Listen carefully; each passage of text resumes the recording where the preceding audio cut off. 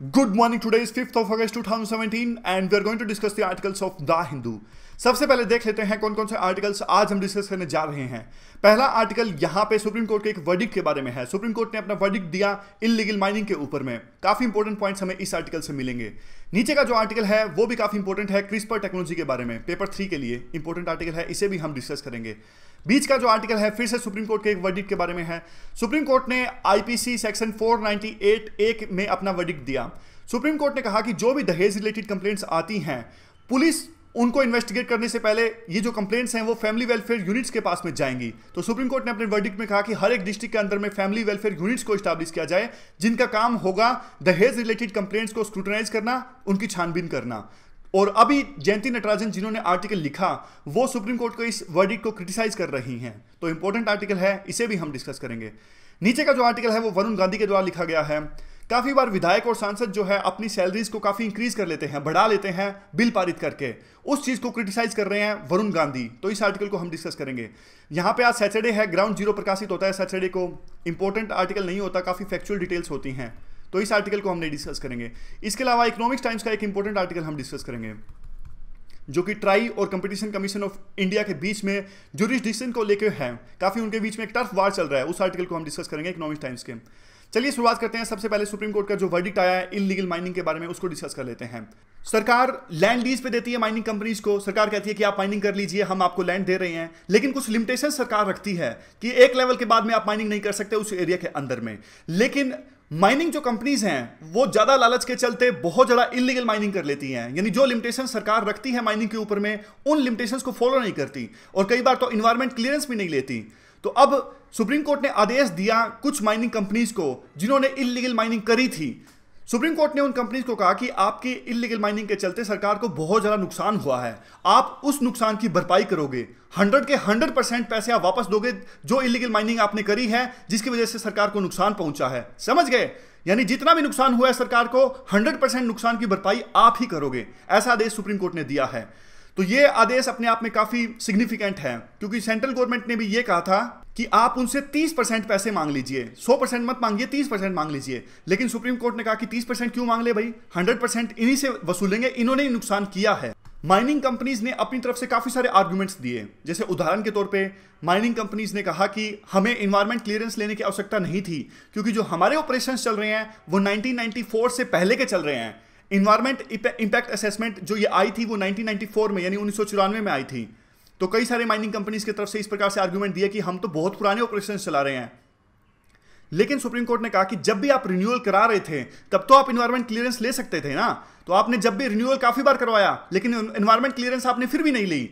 और बाद में एक और जो तर्क दिया गया माइनिंग कंपनीज के द्वारा वो ये दिया गया कि हमने जो भी माइनिंग करी है, जो भी लैंड हमको लीज पे दिया गया था उसके अंदर में करी है। तो सुप्रीम कोर्ट ने फिर कहा, आपको लिमिट भी बताया गया था कि आप इतनी माइनिंग कर सकते हो, आपको कुछ लैंड दे दिया गया, लीज पे दे दिया गया। इसका मतलब ये नहीं कि आप मर्जी चाहे जितनी उस एरिया के अंदर में माइनिंग कर सकते हो। आपने कुछ लिमिटेशंस को फॉलो नहीं किया जो आपको करना चाहिए था। तो यहां पे अच्छी बात है, सुप्रीम कोर्ट का एक्टिविज्म देखने को मिल रहा है। इससे पहले भी गोवा और कर्नाटका में काफी सारे इल्लीगल माइनिंग के केसेस सामने आए थे और सुप्रीम कोर्ट ने ही अपने ऑर्डर्स की सहायता से उस इल्लीगल माइनिंग को रोका था। और अब ये उड़ीसा की बारी है। उड़ीसा में भी माइनिंग अंधाधुंध रूप से जारी है, बहुत करप्शन होता है, नेचुरल रिसोर्सेज को एक्सप्लॉइट किया जा रहा है, इवन जो ट्राइबल्स हैं उनके राइट्स को भी वायलेट किया जाता है। 2008 की एक पॉलिसी है, नेशनल मिनरल पॉलिसी, इस पॉलिसी को भी ग्राउंड पे इंप्लीमेंट नहीं किया जाता। तो सुप्रीम कोर्ट ने अब सेंट्रल गवर्नमेंट को आदेश दिया कि आप एक नए ढंग से आप एक मिनरल पॉलिसी बनाइए और वो काफी इफेक्टिव होनी चाहिए। इस प्रकार का ऑर्डर सुप्रीम कोर्ट ने दिया सेंट्रल गवर्नमेंट को। उसके बाद में आता है कि कंट्री ऑलरेडी बहुत बड़ी कीमत चुका रहा है इन इल्लीगल माइनिंग ऑपरेशंस की वजह से। तो ये सुप्रीम कोर्ट का एक वर्डिक्ट सही डायरेक्शन में है। इसके अलावा पिटीशन, यानी जिस एनजीओ की वजह से सुप्रीम कोर्ट ने ये वर्डिक्ट दिया है उस एनजीओ ने ये भी पिटीशन फाइल करी कि एक इंटरजनरेशनल इक्विटी होनी चाहिए।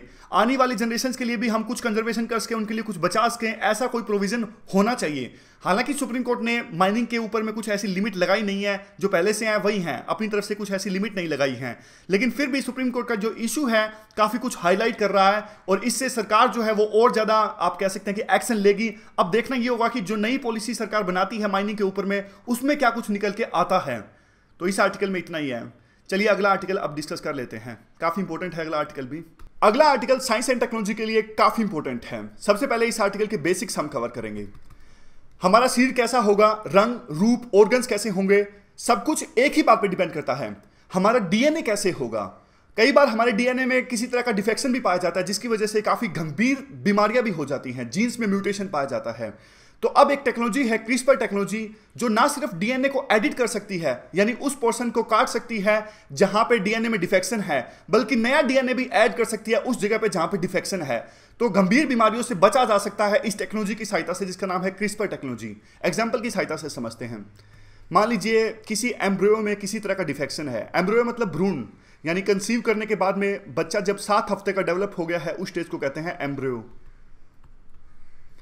मान लीजिए पता लग गया कि एम्ब्रियो में किसी तरह का डिफेक्शन है डीएनए में, ये डीएनए है, इस पोर्शन में डिफेक्शन है। तो अब एक एंजाइम है जिसका नाम है CAS9। ये जो एंजाइम है कैंची का काम करता है।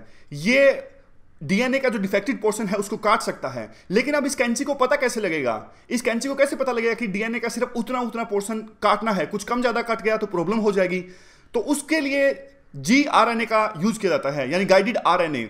गाइडेड आरएनए के अंदर में बेस आरएनए होता है जो कि डीएनए के कॉम्प्लीमेंट्री काम करता है, समझ गए। तो gRNA गाइड करता है एंजाइम को, जो कि कैंची का काम करता है कि आप इस पोर्शन को काट दीजिए। तो gRNA याद रखिएगा, एक गाइड की तरह काम करता है। और काटता क्या है, ये CAS9 एंजाइम, ये कैंची का काम करता है। तो मान लीजिए ये पोर्शन यहां पे कट गया, तो बाद में इसको अलग से जो न्यू डीएनए है उसको फिल किया जा सकता है उस जगह पे। तो पहले जो डिफेक्शन था, अब उसको काट के नया डीएनए ऐड कर दिया गया है, यानी अब कोई डिफेक्शन नहीं रहा। तो पहले से हमें पता लग गया था कि एम्ब्रियो को काफी तरह की प्रॉब्लम्स होंगी, ऐसी प्रॉब्लम्स जिनका इलाज संभव नहीं है, तो उसके डीएनए को पहले से चेंज कर दिया गया ताकि जन्म के बाद में वो प्रॉब्लम्स हो ही ना। ये है टेक्नोलॉजी, क्रिस्पर टेक्नोलॉजी। इसमें बाद में भी एडल्ट में चेंज किया जा सकता है। सिर्फ एम्ब्रियो का तो हमने एग्जाम्पल लिया। तो अब कंटेक्स्ट देखते हैं, इस आर्टिकल का कंटेक्स्ट क्या है। सबसे पहले आपको एक चीज समझनी होगी, ये जो टेक्नोलॉजी है अभी सिर्फ रिसर्च स्टेज पे है, हॉस्पिटल्स में नहीं आई है। लेकिन अभी तक जो भी रिसर्च की गई थी वो एनिमल्स के ऊपर में की गई थी। लेकिन अब ह्यूमन एम्ब्रियोज के ऊपर जो रिसर्च हुई है वो भी सक्सेसफुल साबित हुई है। एग्जाम्पल के साथ आपको बताता हूं। एक हेरिडिटरी डिजीज है जिसका नाम है हाइपरट्रोफिक कार्डियोमियोपैथी। इसमें क्या होता है, हार्ट की मसल जो है वो काफी मोटी हो जाती है, जिसकी वजह से बच्चे के जन्म के बाद में आगे जाके 500 में से 1% की तो मौत भी हो जाती है। यह होता है एक जीन में म्यूटेशन की वजह से, एक जीन में डिफेक्शन की वजह से। तो अब साइंटिस्ट ने एम्ब्रियोज पे इस तरह की रिसर्च करी है, अगर उस जीन को बदल दिया जाए जिसकी वजह से यह डिजीज होता है, तो बाद में आगे जाके ये डिजीज नहीं कैरी करते बच्चे, समझ गए। तो ये सफल रिसर्च साबित हुई है। आगे एग्जाम्पल के साथ बताया जा रहा है। टेक्नोलॉजी का नाम अभी हमने डिस्कस किया, CRISPR-Cas9। और इस पर जो रिसर्च की गई ये 58 एम्ब्रियोज पे की गई थी। और जीन को एडिट करने के बाद में, डिफेक्टेड जीन्स को हटाने के बाद में 42 एम्ब्रियोज ने उस बीमारी को कैरी आउट नहीं किया। तो एक ये मेजर माइलस्टोन है। लेकिन अभी भी काफी दूर जाना है। अभी देखिए यूएस के अंदर में कितनी सारी कंसर्न है। यूएस में तो एम्ब्रियोज पे इस तरह की रिसर्च अलाउड भी नहीं है। तो जिन एम्ब्रियोज पे इस तरह की रिसर्च की गई थी, उन एम्ब्रियोज को स्पेशली रिसर्च के लिए बनाया गया था। जी हाँ, स्पेशली रिसर्च के लिए बनाया गया था। आगे क्या है, आगे देखिए काफी सारे कंसर्न्स तो हैं, इसमें कोई डाउट नहीं है। जैसे डिजाइनर बेबीज, अब कल को कुछ पेरेंट्स हैं, वो उनकी डिमांड्स आने लगेंगी। उनको वो चाहेंगे कि हमारे बच्चे का रंग ऐसा हो, बाल लंबे हों, हाथ ऐसे हों, डिंपल पड़ने चाहिए। तो अलग अलग डिमांड्स आनी स्टार्ट हो जाएंगी पेरेंट्स की तरफ से कि डीएनए को चेंज कर दिया जाए, बच्चे के डीएनए को चेंज कर दिया जाए ताकि बच्चे में ऐसे गुण पाए जाएं, उसका शरीर रंग रूप ऐसा हो। तो फिर ये तो देखिए प्रकृति के खिलाफ में है, इसलिए काफी सारे कंसर्न्स हैं। लेकिन आर्टिकल बाद में कहता है कि कुछ ना कुछ रेगुलेशन आएगा और इस टेक्नोलॉजी को यूज किया जा सकेगा ताकि गंभीर बीमारियां बच्चों में ना हो। जैसे एग्जांपल के तौर पे बताते हैं कि इन विट्रो फर्टिलाइजेशन, मैं बता देता हूं थोड़ा सा ये क्या होता है। इनफर्टिलिटी की प्रॉब्लम को एड्रेस करने के लिए ये टेक्नोलॉजी है इन विट्रो फर्टिलाइजेशन। इसमें क्या करता है, इसमें मदर के एग्स को और फादर के स्पर्म को लेबोरेटरी के अंदर में फर्टिलाइज करवाया जाता है और फर्टिलाइज्ड एग्स को बाद में मदर के यूटेरस में ट्रांसप्लांट कर दिया जाता है। तो फर्टिलिटी की प्रॉब्लम इससे एड्रेस हो जाती है। या फिर 3 पेरेंट टेक्निक हो। 3 पेरेंट टेक्निक में क्या होता है, 3 पेरेंट्स बेबी टेक्निक। इसे कब इस्तेमाल किया जाता है, मान लीजिए किसी महिला या मदर में उसके डीएनए में कुछ माइटोकॉन्ड्रियल प्रॉब्लम्स हैं और ऐसा अंदेशा है कि आगे जाके बच्चे को भी वो माइटोकॉन्ड्रियल प्रॉब्लम्स हो सकती हैं, तब इस तरह की टेक्निक का इस्तेमाल होता है। होता कैसे ये टेक्निक इस्तेमाल होती है, वो मदर जिसके अंदर में डीएनए में माइटोकॉन्ड्रियल प्रॉब्लम्स हैं, उसके एग्स को और फादर के स्पर्म को लेबोरेटरी के अंदर में फर्टिलाइज करवाया जाता है। तो अब लिए जाते हैं एक थर्ड पर्सन, एक किसी दूसरी महिला के डीएनए को लिया जाता है, उसके एग्स को लिया जाता है जिसके डीएनए में कोई माइटोकॉन्ड्रियल प्रॉब्लम्स नहीं है। तो उसके एग्स को, उस महिला के एग्स को फर्टिलाइज करवाया जाता है ये पहले के कॉम्बिनेशन के साथ में। फिर बाद में जो बच्चे का जन्म होगा, यानी ये इस कॉम्बिनेशन के साथ में, अगर इस कॉम्बिनेशन को महिला के यूट्रस में अगर ट्रांसप्लांट किया जाएगा और फिर बाद में बच्चे का जो जन्म होगा उसके डीएनए में किसी तरह की माइटोकॉन्ड्रियल प्रॉब्लम्स नहीं होंगी। तो ये है 3 पेरेंट्स बेबी टेक्निक। अब आर्टिकल कहता है कि देखिए 3 पेरेंट्स बेबी टेक्निक या फिर इन विट्रो फर्टिलाइजेशन, अब ये जब टेक्नोलॉजी इस्तेमाल होने लगी थी तब भी काफी सारे कंसर्न्स जताए गए थे कि ये टेक्नोलॉजी से काफी नुकसान होगा, आप प्रकृति के साथ छेड़छाड़ कर रहे हो। लेकिन आज ठीक ठाक रूप से बिना किसी कंसर्न्स के ये टेक्नोलॉजी आज ग्राउंड पे यूज होने लगी है। वैसा ही होगा क्रिस्पर टेक्नोलॉजी के साथ में भी। अब वे फॉरवर्ड में क्या आता है? वे फॉरवर्ड में यही कहा जाता है कि अगर इस टेक्नोलॉजी का ठीक से इस्तेमाल किया जाए तो बहुत सारी गंभीर बीमारियों को होने से रोका जा सकता है, खास करके हेरिडिटरी डिजीज जिसमें बच्चों का कोई दोष नहीं होता। और लेकिन उससे पहले रिगरस रिसर्च होनी चाहिए। डिफरेंट क्लाइमेट्स में, डिफरेंट इन्वायरमेंट्स में इस टेक्नोलॉजी का इस्तेमाल करके देखना चाहिए कि कैसे ये टेक्नोलॉजी काम करेगी। तो ये पूरा आर्टिकल है। अब क्वेश्चन किस प्रकार से आ सकता है वो देख लेते हैं। यूटिलिटी इसकी होगी पेपर 3 के अंदर में, व्हाट इज क्रिस्पर, और उसके बाद में बताना कि आपको क्रिस्पर टेक्नोलॉजी है क्या, उसके बाद में बताना कि इसकी एप्लीकेशंस कहाँ पे हैं, डिस्कस कीजिए, और कुछ कंसर्न्स हैं वो भी आपको डिस्कस करने हैं। तो ये क्वेश्चन आपको जरूर लिखना है पेपर 3 के अंदर में। साइंस एंड टेक्नोलॉजी का इंपॉर्टेंट क्वेश्चन यहाँ पे बनता है। चलते हैं अगली आर्टिकल की तरफ में। अगला आर्टिकल आईपीसी सेक्शन 498A के बारे में है। कंटेक्स्ट क्या है? कंटेक्स्ट है सुप्रीम कोर्ट का एक वर्डिक्ट जो आया Rajesh Sharma versus state of UP के अंदर में। इस वर्डिक्ट में सुप्रीम कोर्ट ने कहा दहेज रिलेटेड जो भी कंप्लेंट्स आती हैं उनकी छानबीन करने के लिए, उनको स्क्रूटिनाइज करने के लिए कि वास्तव में वो कंप्लेंट्स सही हैं या फिर सेक्शन 498 का मिसयूज हो रहा है, हर एक जिले के अंदर में फैमिली वेलफेयर यूनिट्स को एस्टैब्लिश किया जाएगा। मेंबर्स कौन होंगे? सोशल वर्कर्स या फिर वकील। अब फैमिली वेलफेयर यूनिट्स को लगेगा कि कौन सी कंप्लेंट सही है, कौन सी गलत है। सही कंप्लेंट्स को ही स्क्रूटिनाइज करने के बाद में पुलिस के पास में भेजा जाएगा और पुलिस आगे जांच करेगी। अब जयंती नटराजन जिन्होंने ये आर्टिकल लिखा वो क्रिटिसाइज कर रही हैं सुप्रीम कोर्ट के इस वर्डिक्ट को। बैकग्राउंड के साथ ये बताती हैं कि 1961 में ऐसी बहुत सारी घटनाएं सामने आ रही थी मीडिया के अंदर में जिसमें वाइफ्स को तंग किया जा रहा है इन लॉज के द्वारा। दहेज के लिए जिंदा जलाया जाने की घटनाएं बहुत सारी सामने आई। उसके बाद में आईपीसी में ये 498A धारा ऐड की गई थी। नॉन बेलेबल वारंट जारी हो सकता है अगर महिला इन लॉज के खिलाफ में अगर कोई कंप्लेंट रजिस्टर करवाती हैं तो। लेकिन अब सुप्रीम कोर्ट में सुना गया, सुप्रीम कोर्ट ने अपनी सुनवाई में कहा कि बहुत सारी ऐसी नोटोरियस महिलाएं हैं जो इस एक्ट का मिसयूज कर रही हैं अपने गलत कामों पे पर्दा डालने के लिए, और इसी के अगेंस्ट में सुप्रीम कोर्ट का ये वर्डिक्ट आया है जो कि सही नहीं है। सही क्यों नहीं है? काफी सारे आर्गुमेंट्स ये दे रही हैं। जयंती नटराजन कहती हैं कि मेल डोमिनेटेड हमारी सोसाइटी है, तो इस सोसाइटी के अंदर में फैमिली वेलफेयर यूनिट्स किस प्रकार से काम करेंगी उसका अंदाजा सहज ही लगाया जा सकता है। इससे पहले भी सुप्रीम कोर्ट ने 2014 के अंदर में इस एक्ट को ऑलरेडी डाइल्यूट किया जा चुका है। उस समय सुप्रीम कोर्ट ने अपने वर्डिक्ट में कहा था कि किसी को भी अरेस्ट करने से पहले सेक्शन 498 धारा के अंदर में किसी को भी अरेस्ट करने से पहले 9 पॉइंट्स को फॉलो करना पड़ेगा। तो 9 पॉइंट्स की वजह से काफी डाइल्यूट हो गया था ये सेक्शन 498 पहले से ही। तो अब ये दोबारा सुप्रीम कोर्ट ने अपने वर्डिक्ट में फैमिली वेलफेयर यूनिट्स एस्टैब्लिश करने को कहा है जो कि अपने आप में गलत है। ये कहते हैं कि देखिए जब भी किसी प्रकार का ऐसे कोई कानून आता है जिसमें महिलाओं को एम्पावर किया जाता है तो सिविल सोसाइटी के द्वारा, मेल डोमिनेटेड सोसाइटी के द्वारा उसका विरोध स्टार्ट हो जाता है। और आपको क्या करना चाहिए? आपको दूसरे कानून बनाने चाहिए महिलाओं को एम्पावर करने के लिए, जबकि आप इसका उलट कर रहे हो। आप पहले से जो कानून है उन्हीं को आप खत्म करने की कोशिश कर रहे हो। एग्जाम्पल के तौर पे महिलाओं को आरक्षण देने के लिए 33% आरक्षण देने के लिए पार्लियामेंट में एक बिल काफी सालों से पेंडिंग है। इंडिया के इतिहास में अपने आप में एक पहला ऐसा बिल होगा जो लगातार पेंडिंग है, इसे पास नहीं किया जा रहा है काफी कारणों के कारण में। सुप्रीम कोर्ट के द्वारा काफी तर्क दिए गए जब सुप्रीम कोर्ट ने ये वर्डिक्ट दिया जिसमें उन्होंने कहा कि फैमिली वेलफेयर यूनिट्स को एस्टैब्लिश किया जाएगा। सुप्रीम कोर्ट ने कहा कि कन्विक्शन रेशो काफी कम है, बहुत सारी जो कंप्लेंट्स होती हैं वो फ्रिवलेस होती हैं, कन्विक्शन रेशो काफी कम है, इसी से पता लगता है कि मिसयूज होता है इसका। लेकिन कोई सब्सटेंशियल रिसर्च के बेस पे सुप्रीम कोर्ट ने ये अपना तर्क नहीं दिया, जबकि ये काफी सारा डेटा का यूज करती हैं और बताती हैं कि इतने महिलाओं ने फायदा उठाया। जबकि ये यही कहती हैं, सुप्रीम कोर्ट से कहती है कि आपको पता तो ये करना चाहिए था कि कितने महिलाओं की मौत रुक की इस एक्ट की वजह से, कितना इफेक्टिव काम किया है, जबकि आप इसके मिसयूज पे ध्यान दे रहे हो, आप इसके इफेक्टिव यूज पे ध्यान नहीं दे रहे हो। ये आप अपने आप में काफी गलत बात है। और उसके बाद में सुप्रीम कोर्ट ने यह भी तर्क दिया कि ये जो चीज़ है, जो ये डाइल्यूशन कर रहे हैं, जो सेफ गार्ड लगा रहे हैं, इससे इवन इन लॉज के अंदर में जो महिलाएं हैं उनको फ़ायदा होगा। यानी इन लॉज के अंदर में जो आप कह सकते हैं, जो हस्बैंड की मदर होती हैं या सिस्टर होती हैं, कई बार वो भी अरेस्ट हो जाती है, उन पे भी आरोप लग जाते हैं कि इन्होंने भी साथ दिया दहेज के लिए जो मांग चल रही थी, तो इनको जब जेल में बंद कर दिया जाता है तो काफ़ी मिसयूज़ होता है। तो सुप्रीम कोर्ट ने यही कहा, इससे महिलाओं को ही फ़ायदा होगा। यानी इन लॉज में जिन महिलाओं को गलत रूप से अरेस्ट कर लिया जाता है तो उनको भी फ़ायदा होगा जो सेफ गार्ड हम लगा रहे हैं। लेकिन जयंती नटराजन कहती हैं कि फिर भी आपने जो कुछ भी ये डिसीजन लिया किसी रिसर्च के बेस पे नहीं लिया। जयंती नटराजन का कहना है कि और बहुत सारे ऐसे कानून हैं जिसमें कन्विक्शन रेशो काफ़ी कम है। आप रेप का एग्जांपल ले लीजिए, रेप के केसेस में कन्विक्शन रेशो है वो 27.1% है, जबकि आप रेप के जो कानून है इसको तो आप लिबरलाइज नहीं कर रहे, इसमें तो आप सेफ गार्ड्स नहीं लगाते एक्यूज्ड के लिए। तो आप फिर दहेज से रिलेटेड कानून में इसमें सेफ गार्ड्स क्यों लगा रहे हो? आप मांग करते हो कि रेप के लिए जो कानून है उसको तो और ज़्यादा सख्त बनाया जाए, और जबकि डाउरी के लिए जो कानून है उसको आप डाइल्यूट करते जा रहे हो सकता है कि थोड़ा बहुत इसमें मिसयूज हो, लेकिन फिर भी मिसयूज जो भी होता है थोड़ा बहुत दूसरे ढंग से आपको रेगुलेशन कराना चाहिए। जो आपने रेगुलेशन का रास्ता सुझाया है ये तो बहुत ही गलत है। अब इसमें तो महिलाएं नहीं जा सकेंगी, उनको जस्टिस मिल ही नहीं सकेगा, बहुत मुश्किल हो जाएगा, पुलिस उनके केस की छानबीन करेंगी, तब तक समय बहुत ज्यादा बीत जाएगा।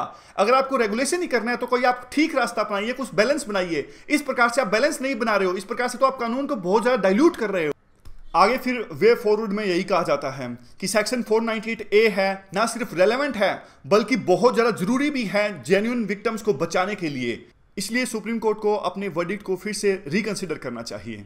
चलिए अब अगला आर्टिकल डिस्कस कर लेते हैं। ये इकोनॉमिक्स टाइम्स का आर्टिकल है, ये भी काफ़ी इंटरेस्टिंग आर्टिकल है। कंपटीशन कमीशन ऑफ इंडिया और ट्राई, इन दोनों के बीच में, दोनों रेगुलेटर्स हैं, दोनों के बीच में तकरार देखने को मिल रही है। कंपटीशन कमीशन ऑफ इंडिया का काम यह है कि किसी सेक्टर के अंदर में मोनोपोली ना देखने को मिले, समझ गए? यानी कंपटीशन को बढ़ावा देती है कंपटीशन कमीशन ऑफ इंडिया।